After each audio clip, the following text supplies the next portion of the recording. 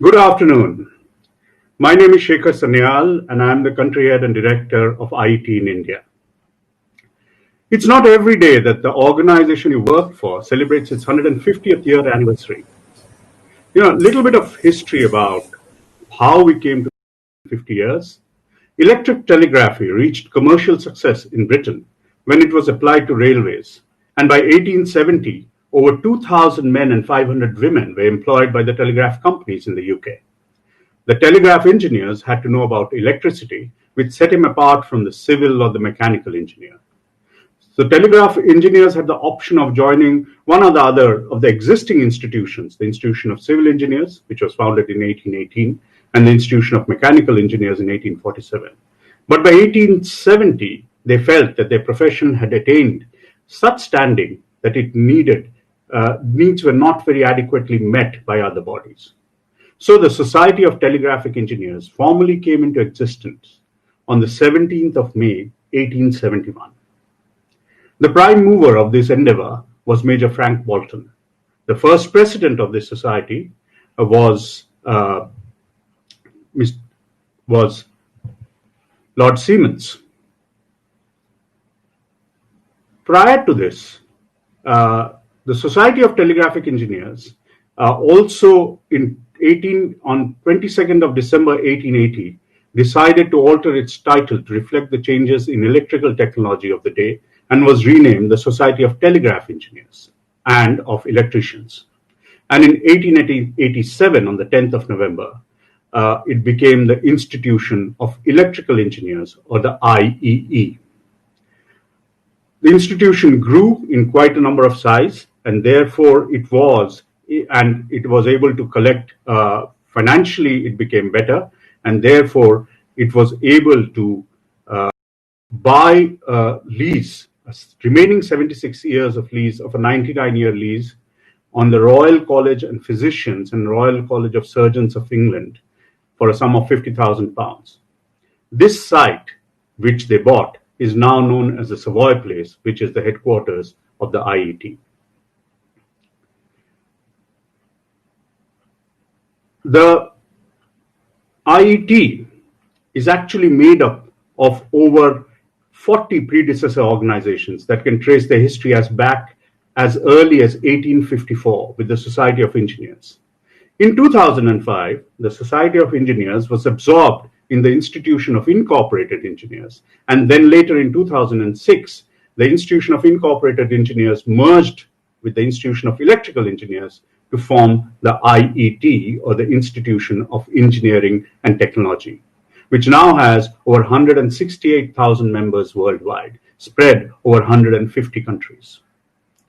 In South Asia, the first chapter, or local network, was opened in Sri Lanka in the year 1935, they are celebrating their 85th year of existence right now. And the first network in India opened at Kolkata, or now what was known as Calcutta then, in 1945, and they are celebrating their 75th year of existence. Currently, the IET in the region has over 10,000 members with 9 local networks, making it the highest cohort of members outside of the UK. Today, we are gathered to launch the year-long celebrations of the 150 years of the IET. And with me, I have got a very esteemed panel. I have got Dr. Gopichand Katragadda. He's the Vice President of the IET Board of Trustees. He's also the founder and CEO of Mylan Foundry, and with a vision to transform human experiences and outcomes in wellness, media, and entertainment. He's also an independent director of Bosch India, and until January 2019, Gopi was the Chief Technology Officer and Innovation Head of Tata Sons. Gopi has authored a book on innovation called Smash, which is currently in its 2nd edition, and he has over 30 journals, publications, 5 patents, and several invited presentations and citations of his research work. We also have Mr. Kapil Khanna, who is the current chairman of the IET's Communities Committee of South Asia and has been instrumental in guiding and strengthening the South Asia local networks of the IET for the last 2 years. He has over 33 years of experience in leadership roles in the infrastructure domain, transportation rail, with more than 13 years on international projects, and is currently working with Tata Consulting Engineers. We also have Mr. Mustafa Wajid, who is the chair of the India Development Panel of the IET, as well as the chair of the steering committee of the IET Future of Mobility and Transport Focus. He is also the CEO of Meher Group. Mustafa stumbled up into an entrepreneurial career in 1977 at the age of 16 when he designed and manufactured his first power capacitor. This was the business inception point for his company, Meher Capacitors.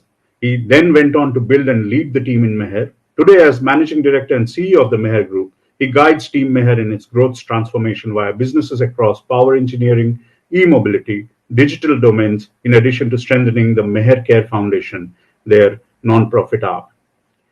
He actively supports and mentors a variety of startups which have high transformation potential, and he continues to be involved in key policy-making initiatives, international professional societies, industry bodies, and academia.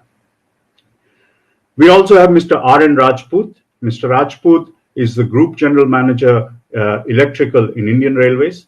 He is the chairman incumbent of the IET's Communities Committee of South Asia. Mr. Rajput has held many important positions in the railways and contributed towards general management and organization matters, which include management and operation of 132 by 25 kV, 66 by 25 kV traction substations, overhead equipment, SCADA, etc., management and planning and execution of traction distribution projects and their commissioning. So Mr. Rajput all these people who are there with me today are very long-standing volunteers of the IET, and they have been part of the IET and the build that has happened in India. So it is but apt that we have all of them together as we start to celebrate the 150 years of IET's existence. So let me start this conversation by saying, in a year where the world has come to a standstill, the importance of engineering cannot be emphasized enough. The subcontinent has always been aware of engineering. I mean, if you look at our mythology, you would see that we are perhaps one of the only societies which has got a god of engineering, who is known as Vishwakarma in the north and Ayudha in the south. So, according to you, let's start with you, Gopi. What do you think? What role does engineering play on the subcontinent? And how do you think engineering has changed the landscape of the society that we are in?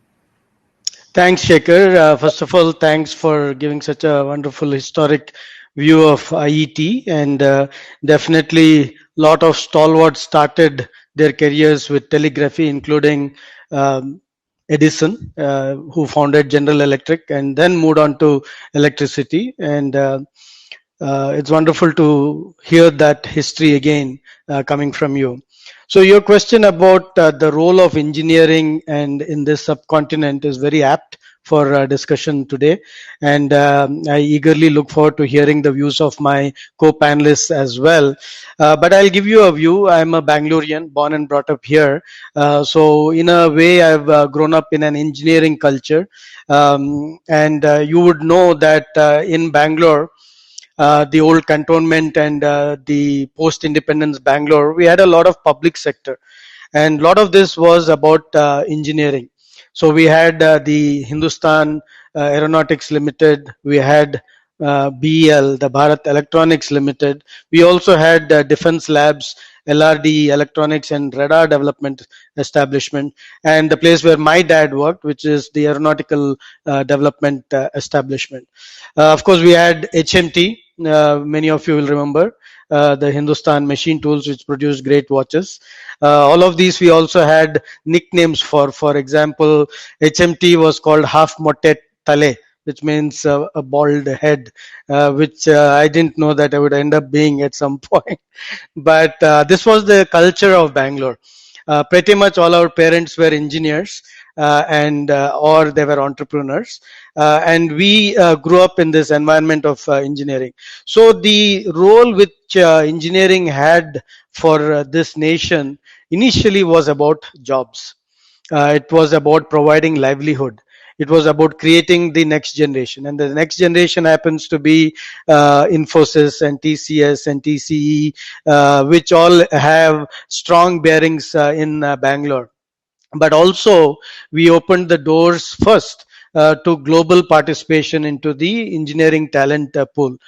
So I've been part of GE, I've been part of Bosch, I am part of Bosch, but also entity like Texas Instruments found their first overseas engineering teams here, first overseas research teams here. Bangalore is a microcosm which reflects India. So what happened in Bangalore is not unique only to Bangalore. There are many other pockets, for example, Pune, which would have similar stories to say.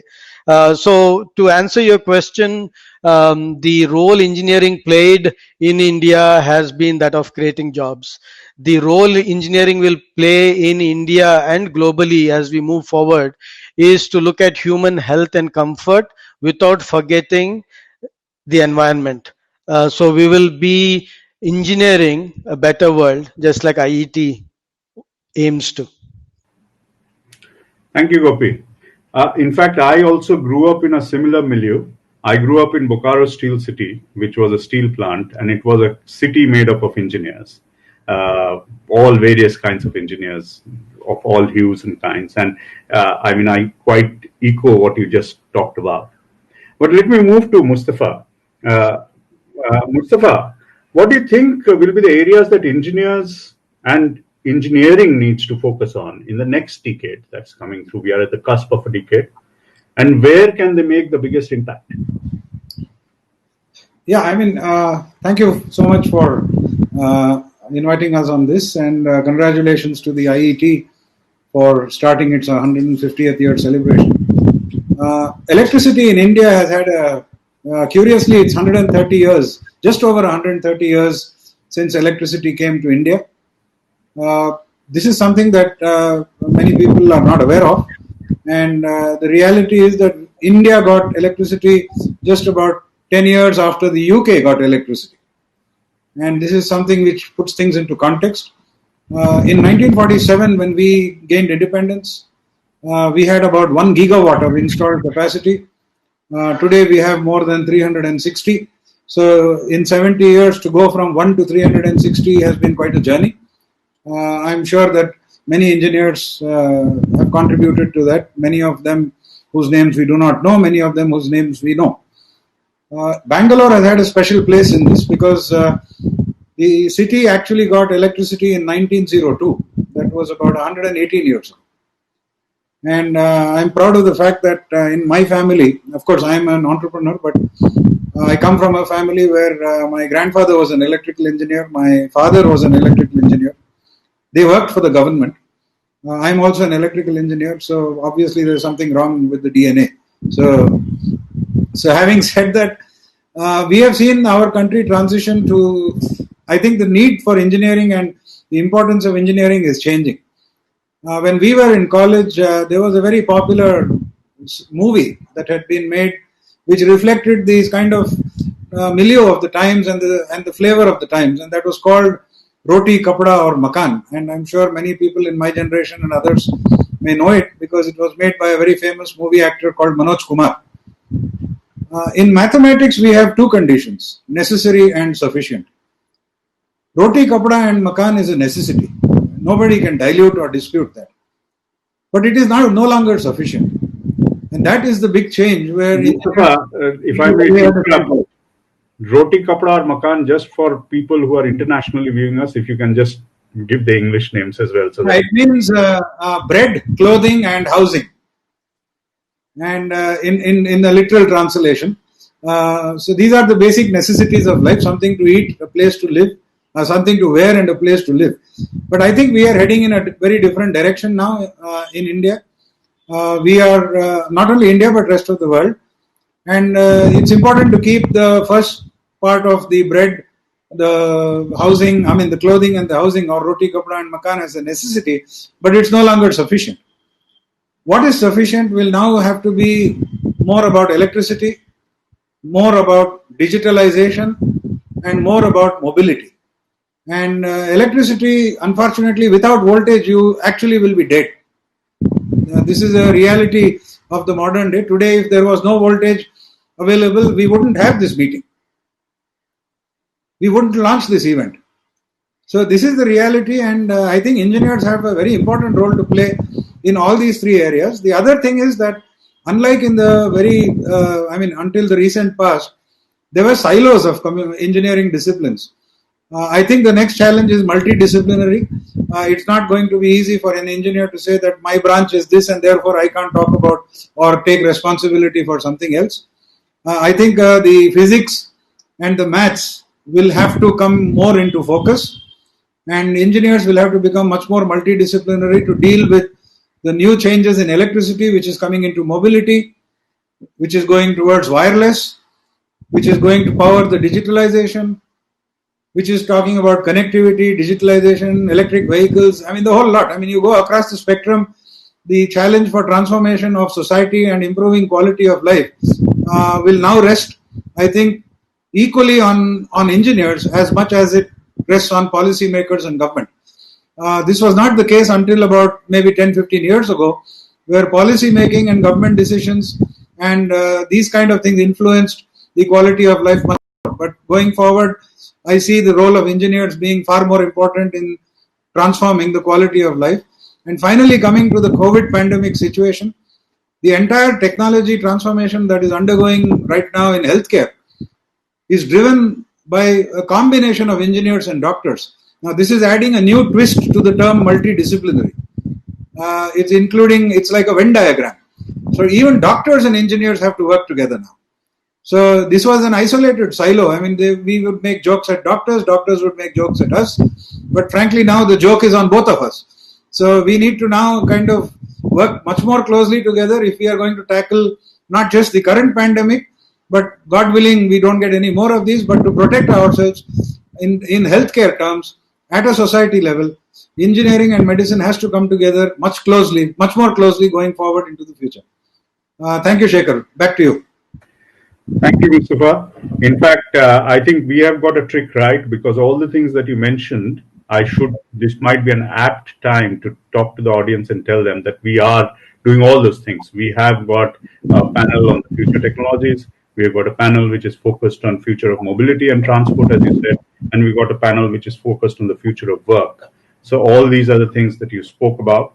And within our future technologies panel, there is a very, very strong healthcare working group. And I'm quite proud to say that the healthcare working group, along with the mobility panel, has come out with quite a path-breaking framework on using vehicles to convert them into testing centers for remote areas for COVID right now, and possibly later on for remote healthcare as well. So that's something which is already happening, which the IET has been powering. So that's great, and it all brings together, as you said, healthcare professionals, engineers, all kinds of people who are working together. And this multidisciplinary, in real terms, starts to become. We can see it happening right there. Let me move to you, unless somebody else wants to add anything to what Mustafa just said. Anybody wants to add anything to that? Or otherwise I've got a question for you, Kapil. So the question I have for you is, what do you think the IET's role should be in the massive change that the world is going through? Not just now with the pandemic that is happening, but also in the new decade as it comes up. So the change has got accelerated right now. But the fact is, we were still in a very fast-changing world even before COVID hit us. So, what do you think the IET's as an institution, its role should be in this kind of situation? Yeah, thank you. Thanks, Shekhar. First of all, let me congratulate everyone involved with IET, the members, the volunteers, the staff. And it is really a momentous occasion for all of us that we are celebrating 150th year of the institution. Such milestones, I see that it's very rare for any institution, any organization. And really, I am proud to be associated with such an institution. Shekhar, coming to your question, very pertinent question. And what I feel is that I think every organization around the world has been asking the same question and trying to find answers, particularly in the current scenario. And to be very frank, it's not a very easy one to answer. But okay, let me try. what I feel that we must try to first find out how the future will look like, which I know everybody will say that it is anybody's guess in current scenario. In fact, I am reminded of a famous series, a television series which used to come in 80s called Star Trek. I think you must have all seen it. And I feel we are currently in a similar situation as what Captain Kirk was while he was serving aboard the starship USS Enterprise. No, he was leading his crew to explore new worlds and new civilizations. And I still remember that sequence which they used as their in their advert or at the start, no, to boldly go where no man has gone before. I think we are in a similar situation. It's quite unknown what will happen. It is only anybody's guess. Earlier, if you see in the past, we used to extrapolate the past and present to predict the future. But if you see now where we are at present, it has no resemblance to the past. So how can we extrapolate this to see what will be the future and what will be our role? What we should do? You rightly mentioned, I think Mustafa rightly mentioned that such an uncertain period, but still we have to rise up to this occasion. And in fact, what I have noticed is that these type of challenges and hurdles have always unlocked the imagination of the mankind, unlocked the imagine, particularly with the engineers. No, you will find that it has unlocked their imagination. It has energized our people to find solutions. There have been so many such instances in the last, if you see the last century, there have been so many instances where we have landed in this type of situation, but we have come out quite well. And the reason being that agility and resilience, whichever organization has got these, they have come out better. And this is what we have to see, that we have with us, in our organization, also with the people who are involved in this.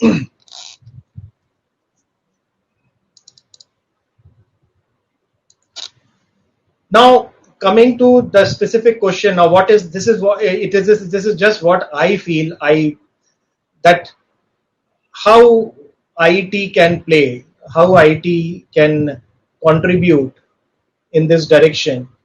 Now, if I just talk about what Gopi and Mustafa have mentioned, they have very nicely, they have put up what will be the role of engineers in the subcontinent and where the maximum impact will happen.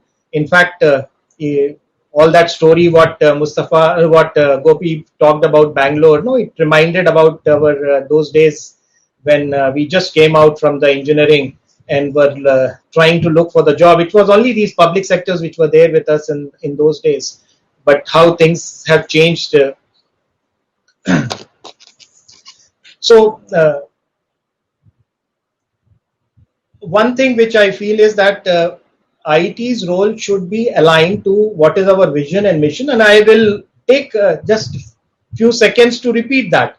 Now, if you see, our vision has been to working to engineer a better world. And this should always be one of our aim in the coming days. Similarly, if you see, our mission has been to inspire, inform, and influence the global engineering community. And that's what should be our aim. In fact, these two, this vision and mission, puts a huge responsibility on all of us, on IET, in the current context. But we can't be all over the place. And that is the reason why we chose those three focus areas which you just now mentioned about future technology. You spoke about mobility. You spoke about future of work. So those are focus areas. However, when I take things one level down, when I evaluate the current scenario, and some of this has been covered by Mustafa, I feel that following three areas will specifically demand IET to play a big role in coming days. Coming years. I'm not saying days, but coming years. Number one, this has already been spoken about by Mustafa, that is healthcare. Number two, which I feel is important in the current scenario is the sustainability and environment. And number three, I feel is employability or jobs. Already we are reeling under pressure about employment, but what is also more important is employability. So these are the three areas which I feel where we should look at. But I see there is a connection, already a connection between these three and the three areas of focus which you spoke about. Now, there has been some linkages between these two. Healthcare, it can directly be compared with it can directly be connected with the future technology. Sustainability, environment, you can connect it with mobility, because if you take care there, sustainability and mobility also to some extent get addressed. And third one, when we talk about employability, that future of work is having some linkages and some connection with that. So this is what I feel that areas where IT has to focus in the coming days, in the coming years, in the current, based on the current, what we see in the current scenario. So that's over to you, Shekhar. Thank you. I think that was very insightful, and I really like that you built a plan for the future, set the areas that we will have to focus on, but at the same time, you also showed us how it connects with what we are doing right now. I also thought it might be useful to, at this point of time, talk about the work that we do in the education sector, because employability, part of the work that happens for employability happens in the education sector. We do work with the engineering universities and colleges and the engineering education sector. We have a host of programs. We work with students, we work with teachers, we work with academicians, bridge the industry and academia together. We also do accreditation, academic accreditation of engineering programs. We are one among the few in the world who are doing that. So all these are essentially focused towards the employability factor, making engineers and engineering better so that we can keep working towards engineering a better world. So that's what we do. We were supposed to have Mr. Rajput, who seems to be having some technical trouble. So what I'll do is I'll open up the next question to all of you, and let's talk about it, because I think all of you have experienced this. How important it is for engineers to be part of organizations like the IET.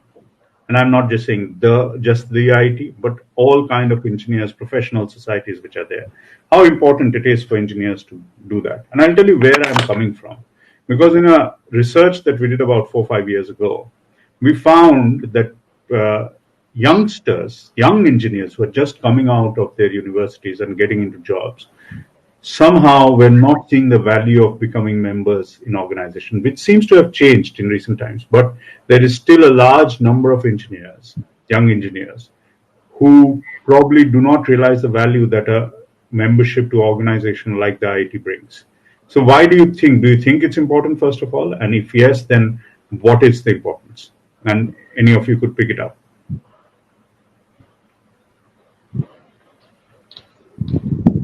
I can go, Shekhar. Go ahead, Gopi. So, as all of us know, initially students, including myself, we joined organization because it was good to put on a resume, which was pretty much blank. When you're a student, you don't have anything else to put. So if Vita Kappa Nu as honorary society approached, or Sigma Xi as an honorary society approached, these are both engineering or honorary societies, or IEEE. Since I was doing my grad studies in the US. However, I think there is a much bigger role, of course, these organizations play. And let me start with non-engineering organizations. So I learned my art of leadership and art of being able to get things done actually in Rotary in RV College of Engineering. So the ability to get to an objective using influence, there is no authority involved, using organizational skills was something which I learned there, and I've kept it going since then. But really, the basics were learnt during those days. And subsequently, through various organizations, engineering organizations, the critical things are the following. One is there is a network.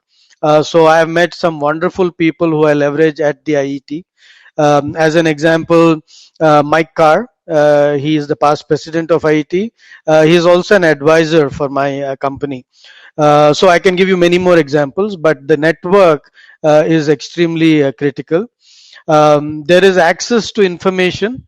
There are libraries, there are books, there is journals, there is an access to be able to publish, and you can do that without being a member as well, but there is much more information available on how to go about documenting and publishing something which is meaningful. So again, network and access to meaningful content, and then the volunteering. I think what makes the best use of a membership of this kind is to be a volunteer, to be part of growing the community, making the community meaningful, having a voice, having an opinion, which shapes the community, which in turn shapes the world. Thanks, Gopi. Mustafa, you wanted to say something? Yeah, I mean, the need for membership and what it can add value to an individual is actually a function of what age group you are in. So let me just focus on the student part, because I think that's important going forward. It's not that senior people or people in their professional careers will not gain by membership. They will also have much to gain. But today's students have very different, I would say, opportunities. I remember the reason why guys like us, like Gopi mentioned, became members of these societies was, apart from being able to say that we are members, was also that you could access technical information a lot more easily, because in the pre-internet era, which is when we were in college, a lot of technical information was available in published form through the transactions, whether it's IEEE or IET or similar organizations. So we would actually, I mean, in those days, we would have teachers who look for things outside of the textbook. And this was something which we were fortunate. I mean, may not have, everybody may not agree with that, but we were fortunate. But today's students have an overload of information. So I don't think that information, the institutions are able to provide a competitive, sort of a unique value proposition when it comes purely to information. I think there are many channels for information.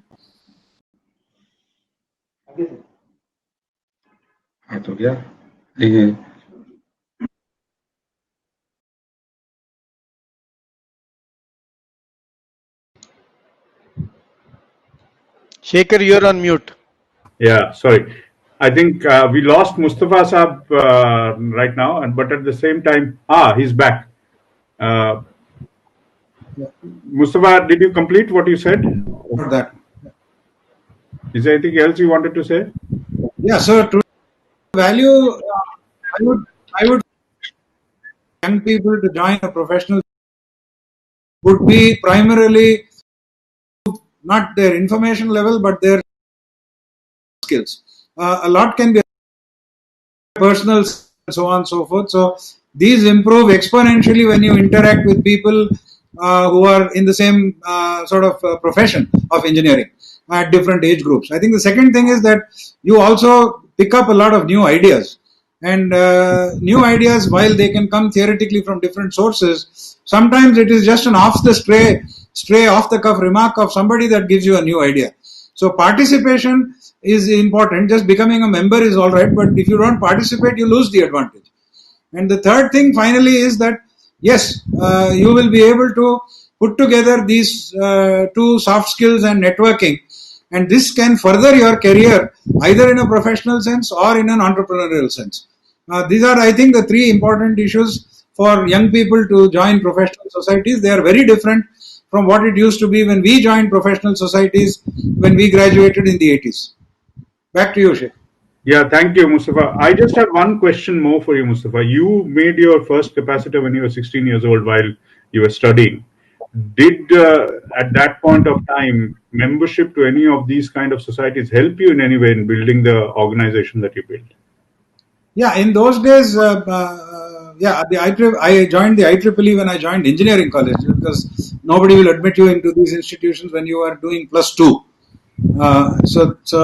As is in 1979, yes, yeah, I did join the IEEE, and I can tell you that a lot of my knowledge on dielectric design came from reading the IEEE transactions on electrical insulation materials.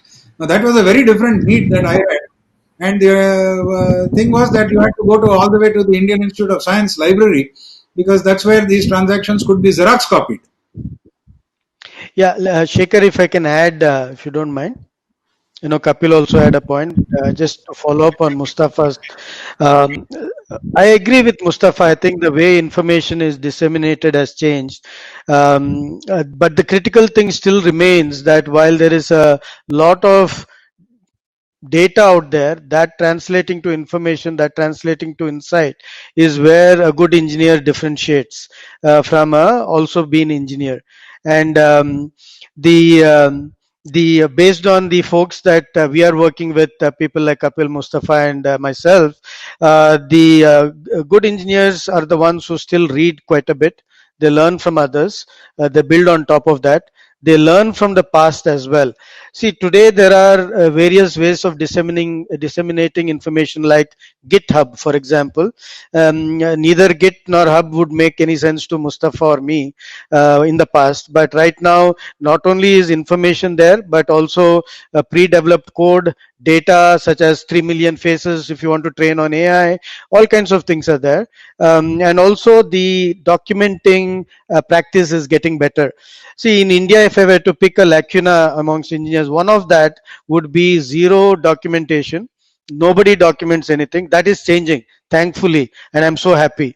The other thing is nobody reads papers. Mustafa is an exception, but nobody reads a technical paper, and that is also changing to some extent. And the role somebody like an IET has will change in terms of how do you make sure that see, engineering is a heritage profession, which means the best of engineers are those who have taken on a heritage. So why is, let's say, somebody like UK able to move faster, or somebody like US, is because of the fact that they have a very well documented engineering heritage, and you can build on top of that. So if you want to build an aircraft engine from scratch, it is the most ridiculous thing that you can think about. There is 40 years of engineering which is documented, which you have no way of catching up to. So I'm just adding to Mustafa's point, is that these things about both building on top of your predecessors' work, engineering predecessors, as well as collaborating with your colleagues, requires extensive documentation, requires extensive reading, but also requires extensive dissemination of information. IET is moving towards open access, and that is where IET is open to change. And open access is a different way of disseminating information, and would be happy to talk about it in some other forum. Thanks, Gopi. Kapil, you wanted to speak about this as well? Yeah, I think most of it is already covered by Gopi and Mustafa. I just like to add that such institutions are also providing opportunity to get professionally registered with, say, organizations like Engineering Council UK. You can become a chartered engineer with them. You can become an incorporated engineer. Now, how does it help? What I noticed personally, that it provides somebody outside India to compare you with them. No? That comparison is possible if you are a chartered engineer in India from Engineering Council UK, and somebody is in UK chartered engineer with Engineering Council UK. You are more or less at par with them. So this type of an opportunity, such institutions are also providing. Now, similarly, there are licensing schemes, particularly with another institution in UK. They help you in obtaining the licenses, and that helps you in working in different geographies. So that's again another advantage which this provides. And I will add another thing that apart from the reason why you should join about volunteering, uh, that is again another area. Mustafa has covered it very well. That is something which helps you in grooming yourself, in, because while volunteering you are taking up activities, various types of activities which you will not normally do in while working in the normal work life. You do some few many of those things which will help you in overall development. So these are the two things which I would like to add to what has already been told by Gopi and Mustafa.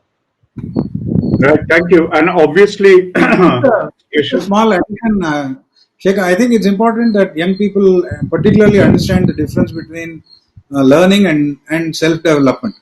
I think learning is a different issue. What our education system teaches you is how to learn. And in your career, like I have realized, and I'm sure all of us have, many things that you have learned, you have to unlearn because technology changes. Something becomes obsolete. So, but the ability, the knowledge of how to learn is something that should be eternal because that's the only time that you will keep moving on the learning curve. I think working in or engaging with institutions or becoming members and participating in professional societies like the IET helps you to keep moving on that learning curve to a higher and higher level as you go forward in your career.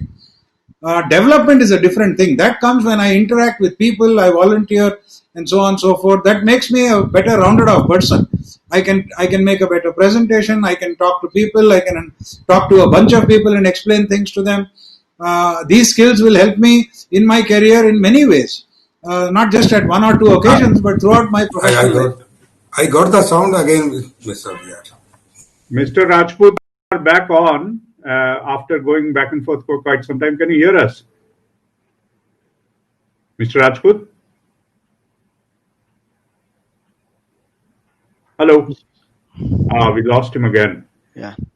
I can see one of the things that keeps amazing me in my work with the IT is the amount of time that very busy professionals like you keep giving to volunteering. Obviously, it gives a lot back to the society. It helps build the next generation. It brings a lot of things back. But what does it do to you personally? You talked about, helps you build your career. It gives you a lot of, skills, etc., etc. But from a field perspective, is that something that you feel more better or satisfied, or it gives you something back personally when you volunteer and put your time into volunteering? Shekhar, I wouldn't have known you if not for being part of IET. I rest my case. Shekhar, I think you're assuming that I think this corona has made us all think about that whole phrase that we are busy. I'm not sure that phrase is really very valid anymore. And it's also made people rethink about what is more important, what is less important.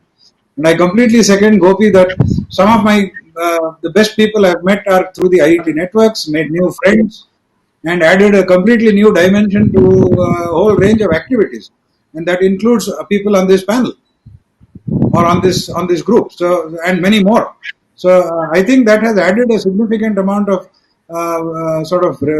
it's a kind of very rewarding experience. The knowing of other people in the same broad profession of engineering or related professions, having common causes, having common issues, learning from each other. It's quite something which is, it's very difficult to quantify in a structured form. I think one could do it to experience it. And I caution a lot of people that it reminds me of my teacher in college who once cornered me on some issue. And I tried to get away by telling him that, no, I have the textbook. To which he very quizzically looked at me and said, have you read it? So it's one thing to have the textbook, it is another thing to read it. So it's one thing to be a member, but I think it's important to participate. And I think that is equally important because that is what brings on the real reward. Back to you. True. So true. Let me welcome Mr. Rajput. Mr. Rajput, Hindi में कहावत है देर आए दुरुस्त आए. So sorry. Thank you. Sorry. Because of there is some network problem. I am trying for quarter 2. Yeah, I And know. I think that everything is working now. Exactly 2 o'clock, something went wrong.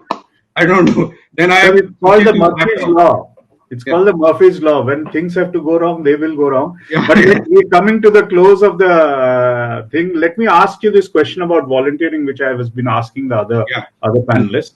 Mm, What does volunteering do for you? You have been a long-standing volunteer of the IIT for a very long yeah. time. You also volunteer for other engineering institutions. Mhm. What does See, it do for you personally?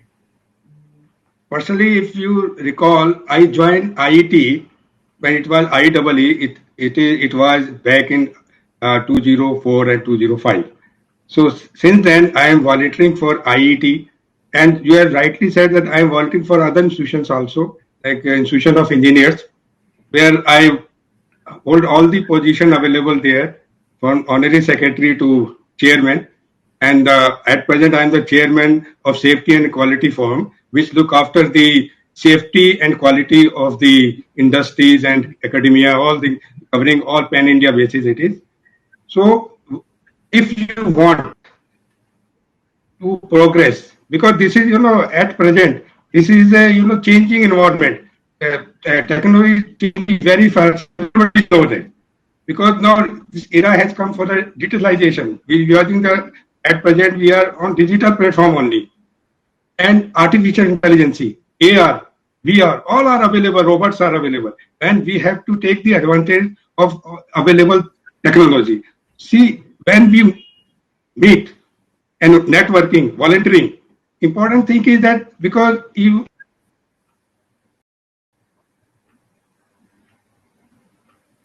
We seem to have lost him again. Seems to be a very bad connectivity day today. Yeah, even before that, we were losing Shekhar. Yeah. So, shall I bring it back to Mr. we are using Kapil? link, Kapil, sir, you wanted to. There he's back again. so we are Yes, please go ahead. using so many, designations along with them names, and feeling proud that I am the member of such a global organization or such a reputed organization. If you remember that IEEE was the elite group of electrical engineers. Since time has changed, so IEEE also changed because there is no limited to electrical engineers only. Now it is a multi-dimensional. Similarly, an electrical engineer or a mechanical engineer or civil engineer, they have to be multitasking now. So they have to join the professional bodies for important thing, and volunteering to, if you become the volunteer, then your knowledge start growing up, because you are meeting the people there. Networking is most important, and you are exchanging your expertise among them. And sometimes what happened, apart from these technical things, we require some social things also. Social, at present, we are talking about the social distancing, all these things. But in general, we have to talk to each other. We are having some yoga classes just to somebody say that I am having pain, say in leg or something. So we arrange the yoga classes for them. So this is nothing but networking. Similarly, if you want to remain in touch with the global organizations, global changes we are going on at present. So you have to be a volunteer to a particular organization. I'm not saying that X institution or Y institution. All are giving, everybody knows it's a vast knowledge every institution is having. That, but when we talk about the IIT, I am so much connected to IIT more than a decade now, 15 years now, because I am, most important thing was the charter engineer, professional development I got, and FIT. Getting FIT of Institution of Engineering, Institution of IET means Institution of Engineering and Technology parameters. Like Institution of Engineers, I'm not blaming anybody. Just deposit the fees, now you become the fellow or and life member also. So here, in case of IET, you have to go through a very long procedure. So if you feel yourself right that after so many hurdles, I got the FIT or charter engineer. I remember when I applied for the even membership, I was asked to send my syllabi of college, and because I show that I also did MBA, so they asked the syllabi of MBA also, and they scrutinize it. Then they give me the membership. So this is when you get a membership like this way, you feel proud, and yourself starting volunteering. It's come from inside. You voluntary cannot be forced to anybody. It is from your internal heart to how to give back to the society. So as an engineer, it's our responsibility to be volunteer for any organization. And for this organization, I say that IET is the best platform at present because it is not also in India, it is for globally. And charter engineer, I earlier said that is globally recognized, and this is covered in Washington Accord and Korea talk. All you talk about the accords, it is covered by all the accords. So it's the best way to join IET. And as the chartered engineer, I request all the members who are my fellow engineers who are listening to me, kindly become the chartered engineer. It is going to give you wings to your career, engineering career. Any other question, Shekhar? No, sir, thank you very much. I think you have covered quite a lot, and thank you very much for that. We are coming towards the close. We will also be taking some Q&A at the end of it. But I think I have been practicing this. We have come to our sesquicentennial year, right? So it's quite difficult. It's a mouthful. Sesquicentennial year celebrations, which is the 150 years celebrations. 12 months, next 12 months are going to be a series of celebrations. And at this point of time, I would like to call on stage a surprise guest that we have who's been there in the audience till now. So I'd like to call on stage Christine Looscat. Christine Looscat is the Programming Director of Iet at 150 globally. She is the one who has been in charge of the whole plan of the Iet at 150 right through. She's also an internationally experienced senior business strategy, creative and marketing and communication specialist. Welcome, Christine. Glad to have you on stage. We were about to start to talk about the plans for the 150 years, this whole celebratory year. Why don't we start with you telling us what's planned globally, and then we will talk a bit about what we have planned locally here in this region. Fantastic. Hello, everyone. I'm really pleased to be here with you today. I hope my internet connection doesn't cut out. But 150 years, amazing. And we've got a really brilliant year planned. I hope some of you watched Danielle George's President's Address, where she basically shared with us the ambition that she has to make the IET not only more globally relevant, but also the theme that we have for the year, which is all about highlighting difference makers. So it's about reaching out to young people, and it's about highlighting all the fantastic work that engineers are doing all over the world to really solve a lot of the global challenges that we're all faced with, COVID just being one of many.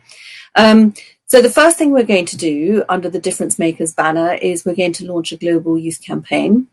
This is going to involve the recruitment of 6 young people who we are going to train to become roving reporters, if we can call it that, who will highlight all the fantastic work that is being done all over the world. And then bring it to life through vlogging and through I'm going to call it like a TV channel. This global youth outreach is going to attract not only lots of new followers to the IET and start speaking to people who are much younger than the people that we currently talk to in our day-to-day lives, but it will ultimately leave us with a legacy of a new junior club. Now, that's a working title because no child is going to join, no young person is going to join a junior club, if it's called that. But what we're hoping to do is to start engaging with people way below the 17 years of age, which is what we're really start engaging as a membership organization with them now. And this is so that we can drive a pipeline of membership to secure the future of the IET. Now, as part of that global youth campaign, we're also going to be launching our global Eng Talks. So this is the first time that the UK Eng Talks will go global. One of them will take place in Delhi next July. The others will take place in Auckland, in Los Angeles, and in Hong Kong. And if COVID still prevents us from doing lots of face-to-face meetings and prevents us from travel, then we have arrangements to make these all virtual. So we know how to do that now. You will have seen with the President's address. If you haven't watched it, watch it, because that will give you the kind of flavour of what we're capable to do.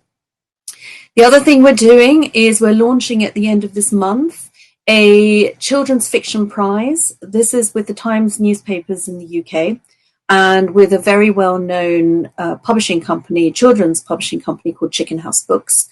This is for an adult writer writing for children. And it's open to anyone in the world. So if any of you are aspiring authors or know anyone who wants to write, the thing is the subject matter has to be STEM related. The winner will be announced in May at a big celebration in London on the 24th of May, when we have the official celebration of the 150th anniversary.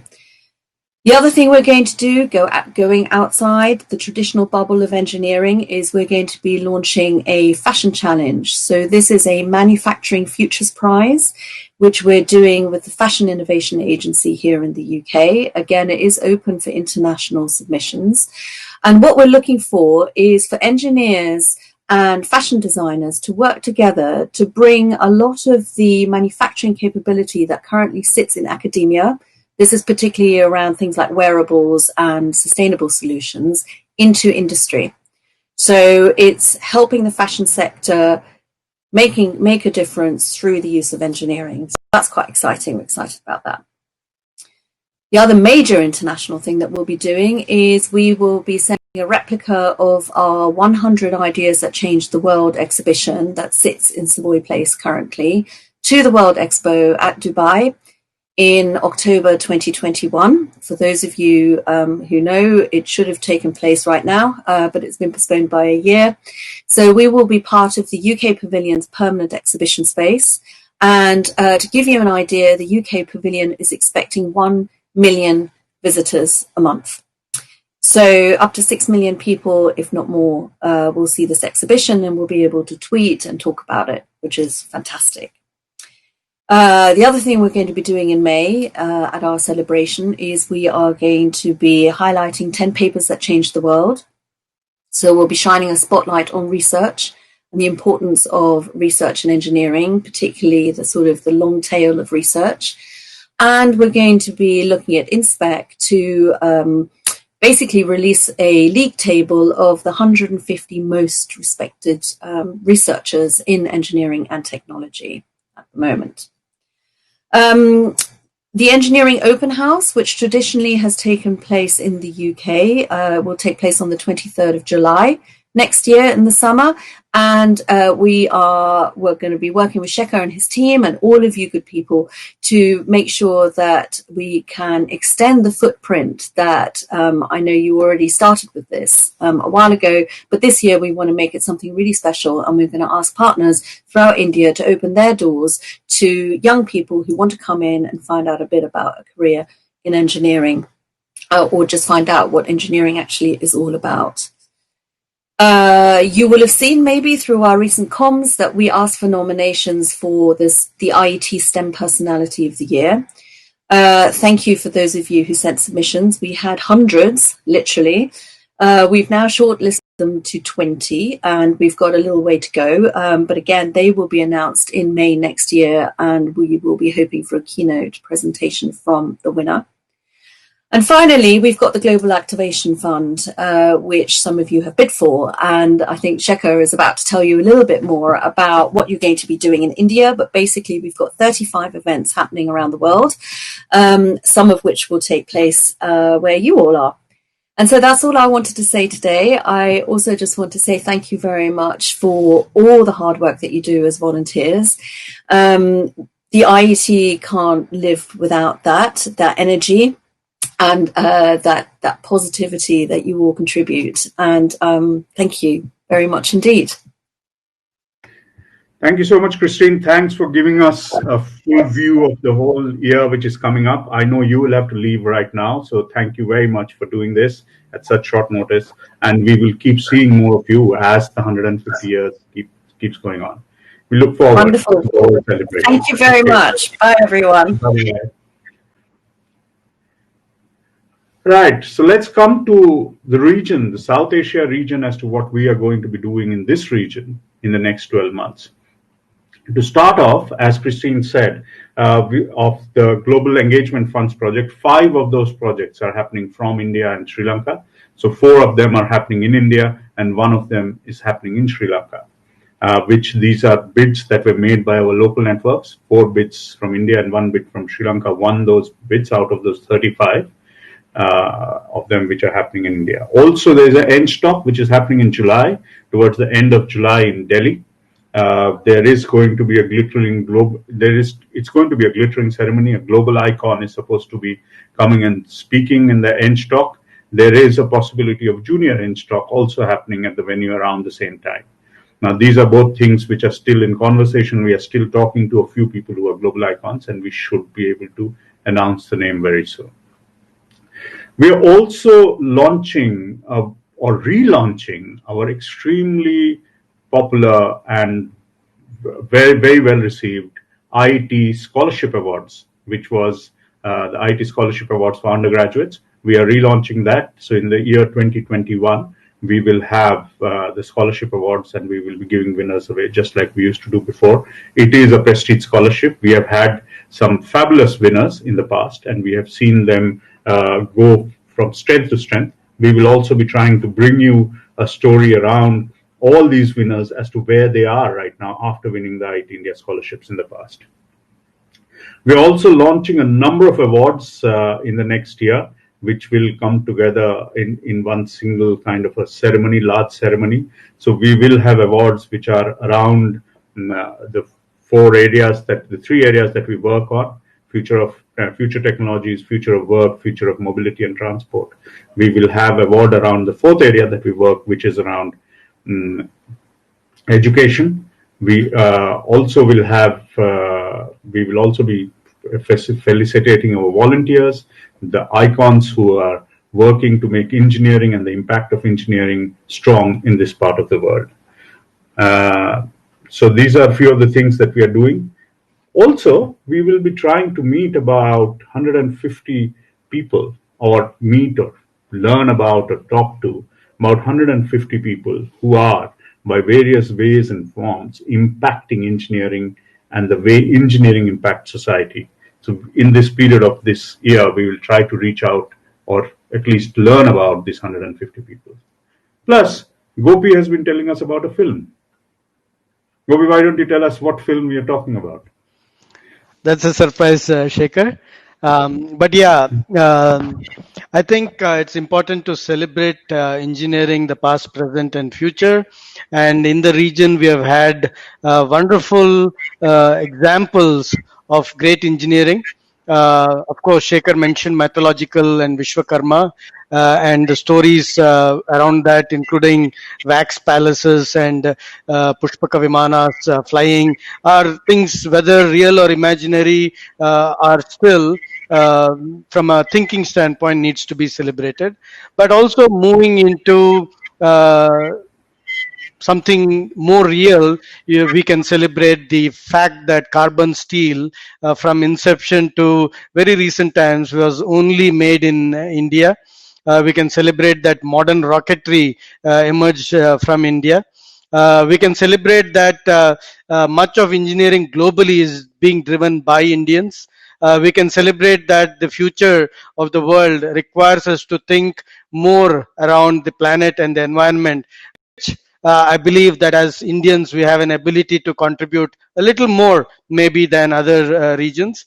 So I'm hoping that we at the IET will be able to bring a celebratory ring to all these aspects and much more, as we put it together in a format that can be disseminated across, and hopefully that will inspire, inform, and what is the third I? Influence the future generations. Thank you, Gopi. Thank you very much, and thank you to all our panelists for being telling us all about engineering, the impact of engineering, IET, volunteering, a whole host of things. It's such a apt way to kick off the 150 years or the sesquicentennial celebrations of the IET. I will now open up the floor for a few questions, if there are any. We will be happy to take a few questions. So there is one in the chat window, Shekhar. Mr. Tuteja has been asking for an access. So Mr. Tuteja is a long-standing volunteer. He's from the Mumbai local network. Mr. Tuteja, you are live. You can go ahead and ask your question. Okay, thank you, Shekhar. So, nice to see you and nice to see all IT people. And so it's been nice to connect again. I'm now superannuated from railways. So IT has been just sort of part of my career. So I would like to just congratulate everybody and all of engineering community on the 150 years of IET. Incidentally, I just wanted to make a correction. Calcutta was not the first network, it was in Mumbai, which was established in 1934. I see. Oh, we stand I have corrected. put the link, and we celebrated 75 years in 2009-10. I put the link also on which it was put on the IT website. Excellent. All right. So we have got it vying for the first spot for between Calcutta and Mumbai. We will take your It's word. 10 years earlier. It's 10 years earlier in any case. Right. So therefore, we will go with going. Mumbai, gone with Mumbai now. As the oldest So network. Mumbai network has been doing sort of a lot of activities even now earlier also and now also. And IIT has been fulfilling its role. And I think what IIT has earlier, the IEEE was more like a sort of a prestige membership rather than IEEE. IEEE was considered to be sort of more of a prestige becoming a member. So that attracted a lot of people towards IEEE and then IIT. So I think but IIT has to sort of do some more work and towards the standards. Like the IEEE has established so many standards which are adopted by the industry for various applications. Like even the CBDC today is basically following the IEEE standards. So I think though IIT has established the wiring regulations, but beyond that, I think more needs to be done in this area for IIT. So I think that is where we should strive at. That is my just expressing your opinion. Right, sir. Thank you. Thank you very much for your opinion. Mr. Rajput wants to say something. I just want to reply this question. See, we are volunteering not only for the IET, even for the young professionals. We have forgotten that we got lot of on campus, and what we are doing, we are bringing industry to the campus, or we are bringing student to the industries for the skill development, for the initial training. So we are not limiting our sphere only just to carry out the technical activities, seminar, etc. We are doing some moral duties also, and we are trying to bridge the gap between the industry and the students. This is the new thing we have already. Right. I agree with you. That is a very important function which IIT has been discovering. Between the industry and the academics. But I think the area of standards is also important. Right. Pardon, sir? Thank you. Thank you, Mr. Rajput. Thank you, Mr. Tuteja. And thank you. Point noted. We will move on. So there is a question box which is there. If you have a question, please type it in there or raise your hand if you want to come on to Shekhar, stage. Balu Chintapudi has asked a question. I'll read it out, which is, can you please help understand the difference between engineering leadership and project leadership? How do you manage both at the same time? All right, great question. Who would like to take it? I can go first, Shekhar. Sure, go ahead. So, interesting question. I think project leadership is a subset of engineering leadership in a way of looking at it. So, in a manner of capturing what is engineering and engineering excellence, I've always looked at three areas. One is the fundamentals, so both theoretical fundamentals as well as hands-on fundamentals. An engineering leader will need both of this. And then there is an engineering mindset, an ability to think at component level as well as a system level. And finally, the execution piece, which includes being quality conscious, cost conscious, and delivery conscious. It is in the last part, which is the execution piece, where significantly project leadership plays a role in if we want to separate these two. But I think these kinds of barriers are not required. I think a project leader can be a great engineering leader, and a great engineering leader must be a project leader. Thank you, Gopi. Thanks for that. We also have Dr. Surajit Chattopadhyay, who is again a long-standing volunteer of the IT, who has said that he's happy that the IIT has waived processing charges for 2 of its journals this year. So he's happy that the IIT is doing that. There is Mr. Sumit Birazdar, who has said he needs more access for some libraries like EN standards. He's got limited access. He would like to have complete access. As of now, these are the comments which have come. There is a new question from, again, Sumit Birazdar. He said, how can we try to close a gap between skills and experience?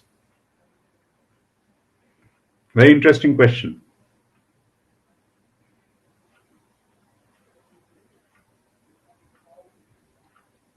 Yeah. Who is taking that? Yeah. Mustafa is smiling. Are you willing to take that? Yeah. Mustafa, go ahead. Yeah, I mean, just to give it a lighter kind of vein, the famous English writer Oscar Wilde described experience as the name that we give to our mistakes.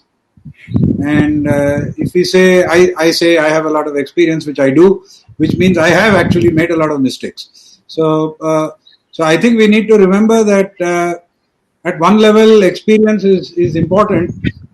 It is more about gaining insights from experience and knowing what not to do and understanding what can work. So I think that is a matter of, I would say, a certain number of years in the field of whichever field you are in. And because many things don't necessarily follow the laws of physics and mathematics, human beings are involved, and many times the law of unintended consequences will kick in. So one has to be careful about mixing experience with knowledge.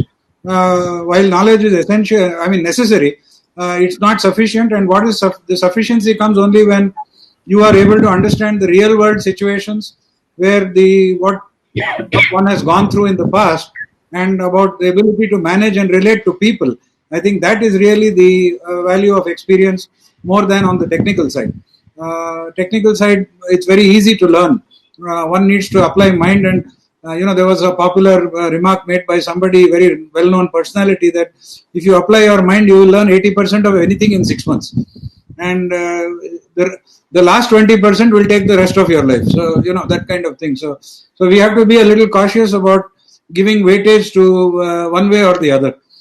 I agree this is a kind of a lighter vein remark, but I think it's actually true based off what my career I've undergone over the last several decades. Back to you, Shekhar. So Shekhar, can I add? Yes, please. It's always difficult to follow Mustafa, but I attempt once in a while. So Malcolm Gladwell actually said 10,000 hours is required to build expertise, and I think to some extent he's right. 10,000 hours translates to about 6 to 7 years of working. And I always tell my engineering colleagues who are starting their careers that spend your first 6 to 7 years in one area and develop that expertise. After that, that becomes a platform on you can always stand and always will be comfortable and always will deliver. I have done it so myself. My background is electromagnetic sensors. I understand Maxwell's equations. I can quote Maxwell's equations in my sleep, and that is the platform I can stand on whenever anybody wants to debate, and I can extend Maxwell's equations from electromagnetics to heat, but also intuitively understand beyond as well. But the critical thing what Mustafa said also is that it is also about developing the engineering judgment, and that engineering judgment comes from experience. I think these are all critical.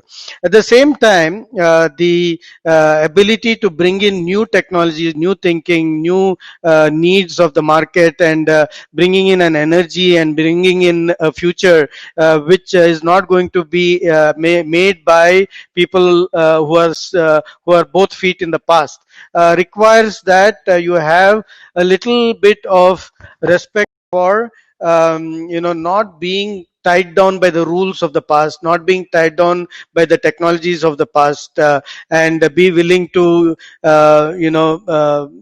make burgers out of sacred cows. Thank you, Gopi. Thank you, Mustafa. Now, this question is to Kapil and Rajputji. This is from Surajit Chattopadhyay. He said, can we start network or some kind of engagement in Bhutan, Myanmar, and the eastern part of India? What are the plans? of the IET and the Communities Committee of South Asia? No, this year, Shekhar, we already have a plan to increase our footprint in South Asia. Currently, as you know, that we only have presence in India and Sri Lanka. We have plans to increase our footprints, but COVID has put some brakes on those plans. We were thinking of first targeting Bangladesh and Nepal. Myanmar, there is some issue because we had some difference of opinion whether it falls under CCSA or elsewhere. But we are definitely having a plan for increasing our footprints not only in South Asia, other countries, but also within India. Also, we have plans to increase our outreach. Wonderful. So, Mr. Rajput, since this is going to... I will volunteer to Kapil to come to Bhutan to set up the network. There you go. But Mustafa sir, you have to go with Mr. Rajput. Mr. Rajput is the incumbent chair of the CCSA under whom this will start falling under. So we were so Rajputs are available for Bhutan. Plan for Bhutan, Myanmar, and the eastern part of India. Mr. Kapil sir just said that there are plans, and we hope that when you are as a chair, we will see quite a number of new areas being added. Sir, we have already requested Bhutan and Nepal when they come to the celebration of 75 years of Calcutta's local network. We requested them personally that we want to open the local network, and I think Bangladesh has already agreed. Their chief engineer in chief who was speaking there, he has agreed to open a network there. So we have to just follow up. Wonderful, wonderful. On that great news, I think it's time to close this kickoff. We are looking at all good things in spite of the gloom which is outside. Hopefully that will also go away very soon. We should be, as we said right at the beginning, the engineers and the healthcare professionals are working together, trying to get to a solution around this. We will see a new world, a much more positive world happening soon, and the IET will continue its quest in working to engineer a better world. And we will meet all of you again and again in celebrating the sesquicentennial year or the 150 years of IET. So let the celebrations begin. Thank you, one and all. Thank you very much. Thank you. Namaste. Namaste. Ellarigu namaskara. Thank you. Namaskaram, sir. Namaskaram, sir.